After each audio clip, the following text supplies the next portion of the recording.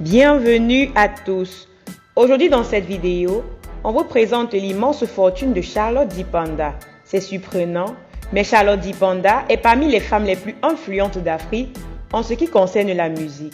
Elle a su prouver de par son talent que la musique était quelque chose de vraiment agréable qui ne risquait en aucun cas de se dévaloriser avec le temps. Vous serez tout aussi surpris que moi de l'immense fortune que peut cacher le compte bancaire de Charlotte Dipanda. Nous-mêmes n'y avons pas cru quand nous avons reçu cette information.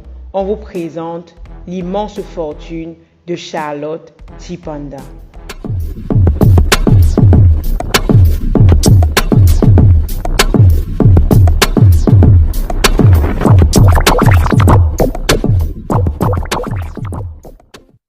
Avant de commencer la vidéo, abonne-toi, active la cloche de notification et appuie sur tout pour ne pas... Charlotte Dipanda, née à Yaoundé, la capitale politique du Cameroun en 1985, dans une famille d'artistes où le chant et les instruments n'ont plus de secret pour personne.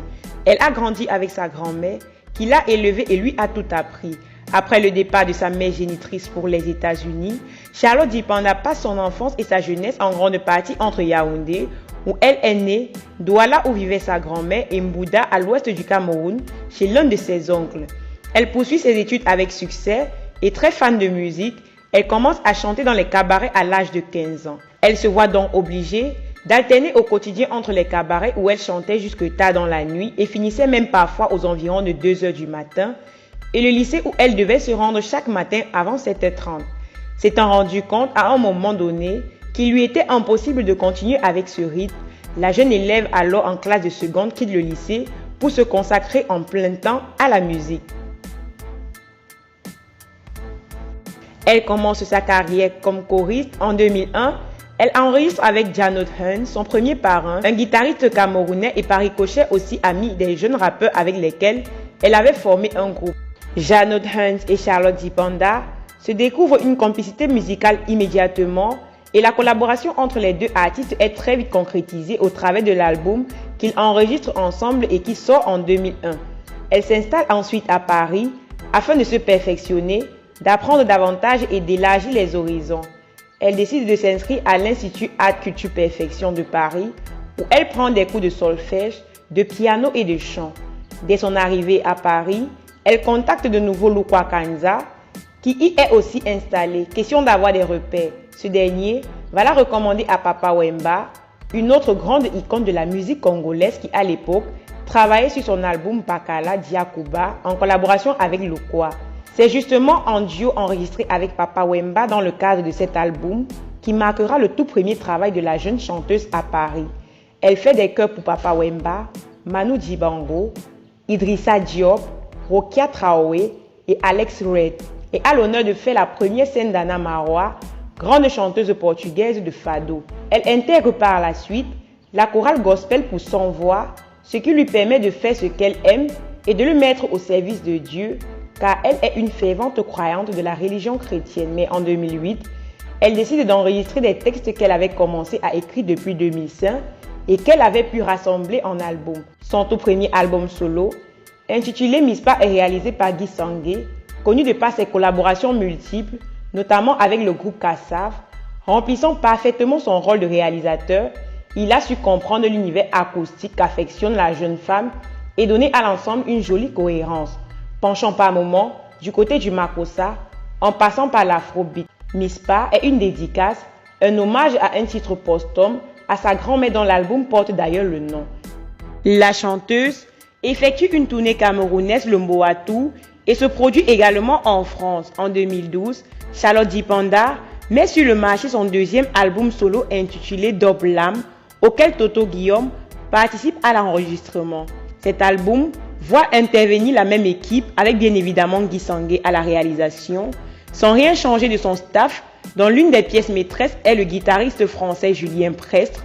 On note sur la pochette de l'album des collaborations avec des instrumentistes de talent tels que guitariste et chanteur congolais Olivier Nchimanga, le chanteur et guitariste congolais Lukwa Kanza, bassiste camerounais Richard Bona, le chanteur antillais leader du groupe Kassav, Jacob Desvarieux et enfin la participation de Coco Mbassi, une autre artiste camerounaise, sur les mêmes airs que Mispa Doublam qui signifie ma foi, est un ensemble de 14 titres en langue douala, bakaka et française et qui traduisent les convictions de Charlotte Dipanda, sa foi en Dieu, en la vie et en son pays, le Cameroun, ainsi que toutes les choses auxquelles elle croit.